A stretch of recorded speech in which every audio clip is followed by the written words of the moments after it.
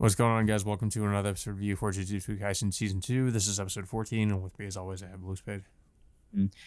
So another good episode. I mean, I don't know. It's like in my opinion, I think it's kind of a step down, a little bit of a step down from from everything we saw since the last episode. But I I, thought it was like I feel I like thought the it was last episode was more like an exception because it felt like they really wanted to go all out with that episode.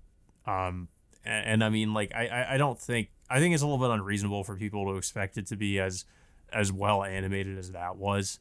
But I mean, I honestly like didn't really have any complaints about like any of the fight scenes in this episode. It all was pretty smooth in terms of animation, and I mean, it looked really good. So I mean, I didn't really have any complaints in that regard.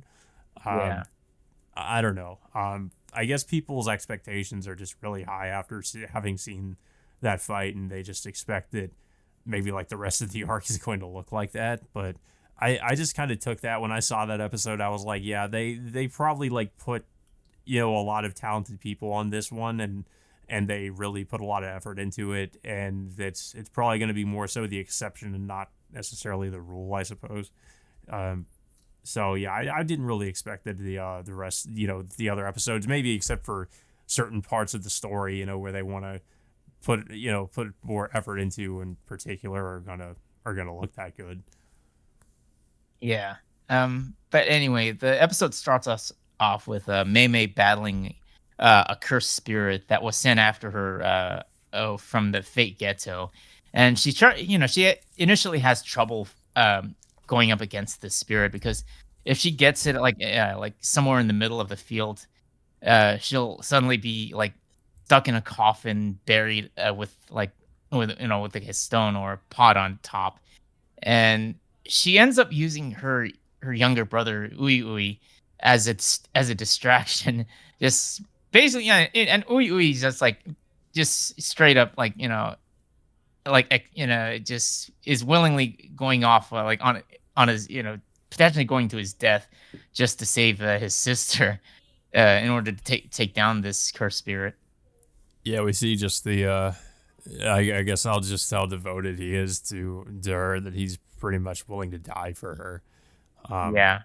but yeah, of course, like he doesn't really end up getting killed, but I mean, she's still like is I guess expecting something like that could potentially happen. But of course, she does end up getting the drop on the cursed spirit after having Oyui distract him, and is able to like, I think, like chop off his arm and sort of like chop off some of his other limbs too.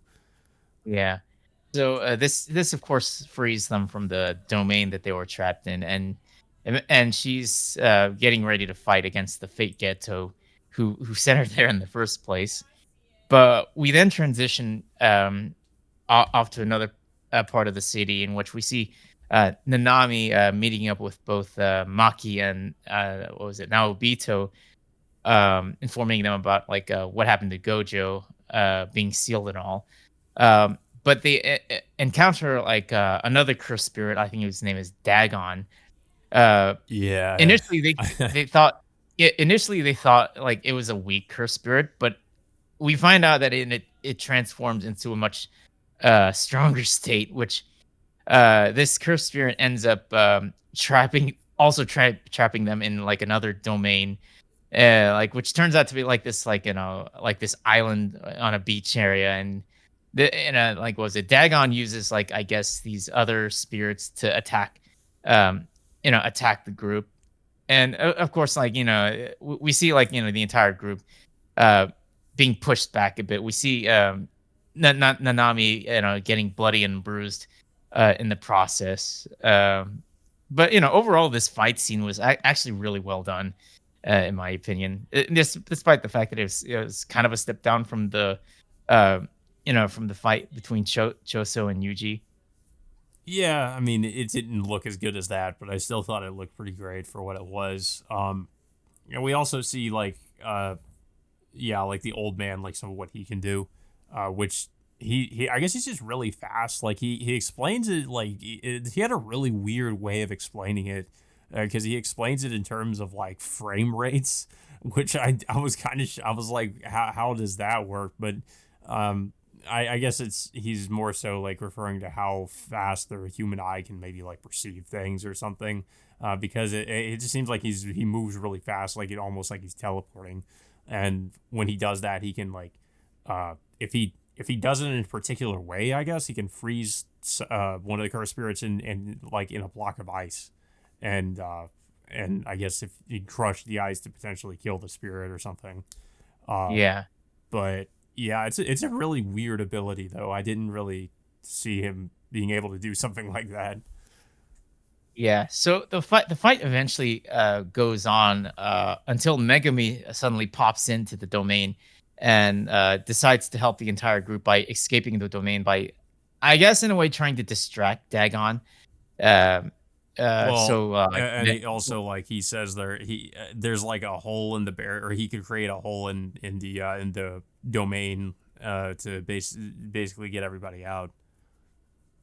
yeah. So once the entire group rendezvous with Megami, Megami gets ready for all of them to exit the domain, but just when they're about to escape, Toji just suddenly appears through the passage out of nowhere, and that's where the episode ends.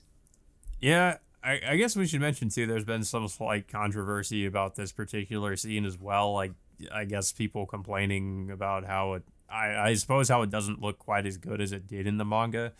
Um, I've seen like comparisons. Like I've seen this scene from the manga, and honestly, like I can't tell too big of a difference to be honest. Like it doesn't really strike me as like a huge downgrade or anything like that.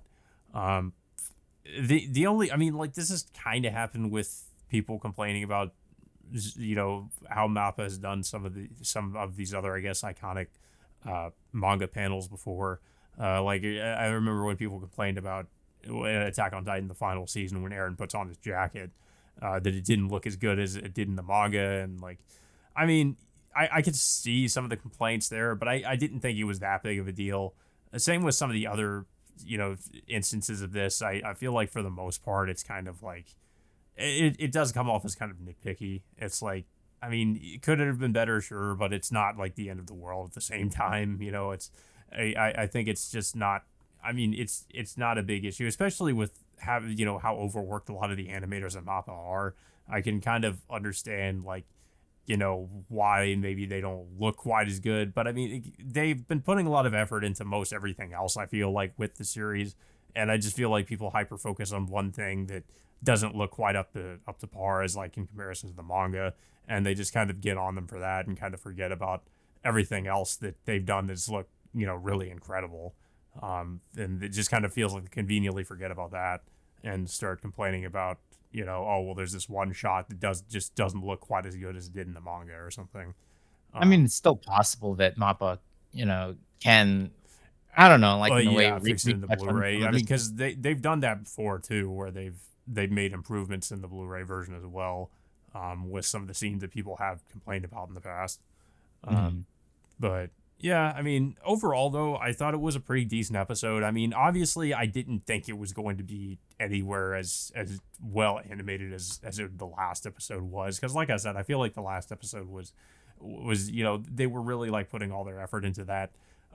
Not saying they weren't doing that here, but I think it's just because this scene wasn't really as maybe they didn't see the scene as quite as important, so they didn't really want to go all out with it in particular. Um, but I still thought it looked pretty good for the most part. I didn't really have any complaints about it. Um, Yeah. but yeah, I mean, oh yeah, go ahead. yeah. I mean, like, at least we can look forward to the upcoming confrontation between Megumi and his dad for the first time. Yeah, I mean, there Uh, was definitely a pretty crazy cliffhanger in that regard with Toji kind of coming back in a way. Um, and yeah, I mean, we're gonna see like Megumi sort of have I guess somewhat of a confrontation with his dad. Um, even though like I guess technically his dad is like has kind of been resurrected in a sense. So I'm kind of curious as to how that fight's going to play out. Um, Yeah, Toji has a reputation of being the sorcerer killer. So he's not. I don't know if like he really is willing to pick a side, um, in this conflict. but it's just I mean, yeah, I'm really curious of like what the whole confrontation is going to be between Toji and his son. Yeah. But yeah, I don't really have too much else to say about the episode, though. I don't know if you have anything else to say about it. Yeah, I mean, it was a pretty decent episode.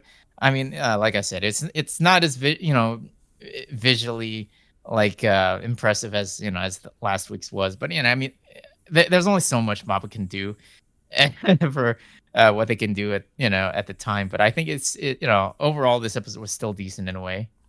Yeah, I would agree. But yeah, as that all being said, until next time, we will see you all later.